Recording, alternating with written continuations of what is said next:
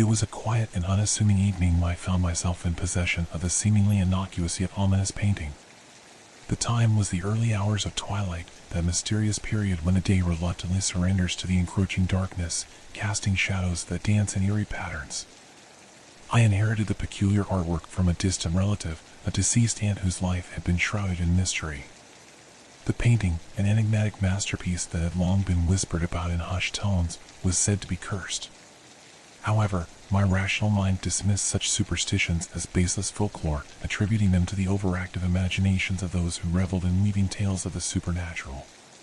The inheritance came with a note, its contents written with an ancient quill that seemed out of place in the contemporary world.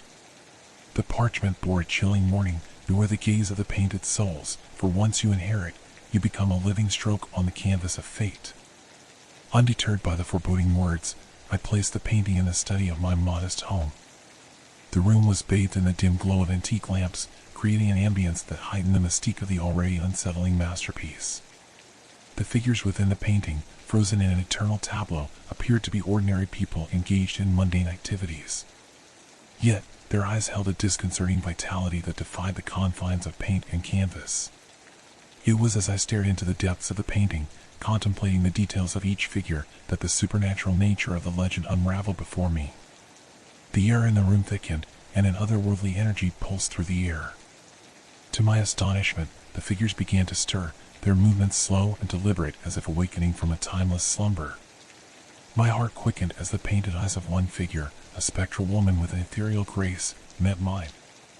A shiver coursed through my spine as her lips, now free from the constraints of paint, parted to speak. "You are now part of the masterpiece," she intoned, her voice echoing with a haunting melody that resonated through the very core of my being. Paralyzed by a surreal mix of terror and fascination, I found myself unable to tear my gaze away from the living tapestry before me. The figures, once confined to two dimensions, moved with an unsettling fluidity, each step echoing through the room like a distant whisper. As the minutes stretched into an eternity, the realization dawned upon me that I had become entwined in the cursed narrative of the painting. The figures, aware of my presence, continued their spectral existence, weaving me into the intricate fabric of their timeless tableau. The boundaries between the painted world and my reality blurred, and I became a reluctant participant in a supernatural drama that transcended the limits of comprehension. The once dismissed urban legend had materialized in my life, and the curse that seemed absurd now held me captive within the confines of the haunted canvas. The figures continued their silent dance, and the painted eyes, now eternally locked onto mine, conveyed a silent plea, an invitation to join them in the enigmatic realm where paint and reality seamlessly intertwined. As the night deepened, I remained transfixed, an unwitting participant in the cursed legacy of the painting. The echoes of spectral whispers filled the room, and the boundary between the living and the painted became indistinguishable, leaving me suspended in a perpetual limbo between the tangible and the supernatural.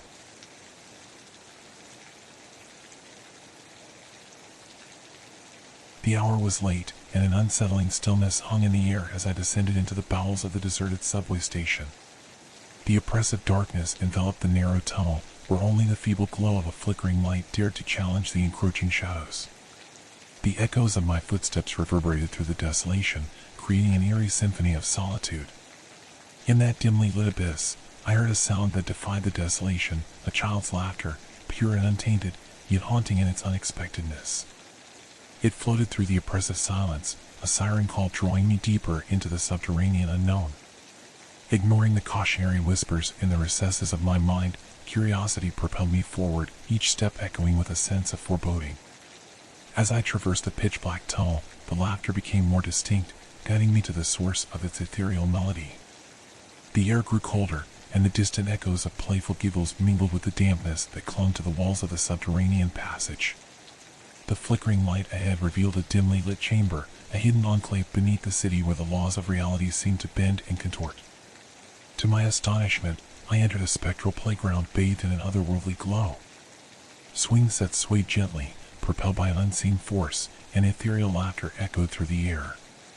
The apparitions of children, their forms translucent and radiant, engaged in games that transcended the limitations of the living. The ghostly children, their faces frozen in eternal innocence, turned towards me with eyes that held a paradoxical blend of mirth and melancholy.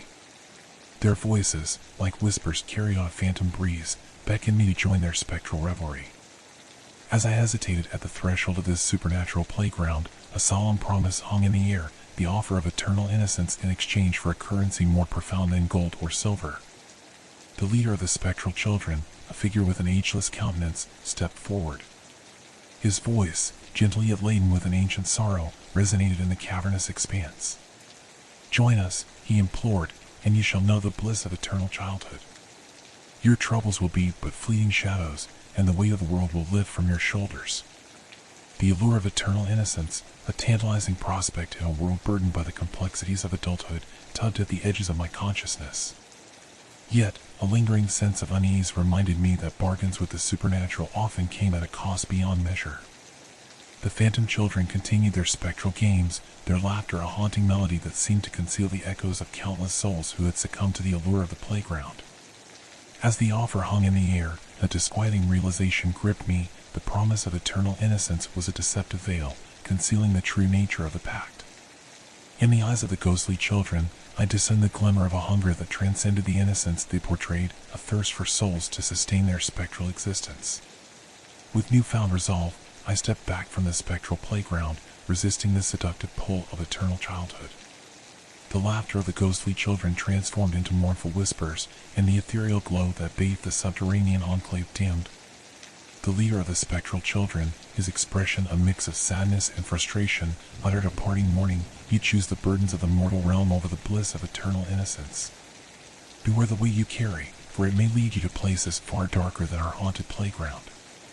As I retraced my steps through the deserted subway tunnel, the distant laughter faded into the oppressive silence, leaving behind a lingering sense of the choices that define our existence, the choices between the allure of the supernatural and the inevitable burdens of the mortal realm. The spectral playground, a haunting memory etched in the recesses of my mind, served as a testament to the thin veil that separates the living from the otherworldly, and the choices that can forever alter the course of one's destiny.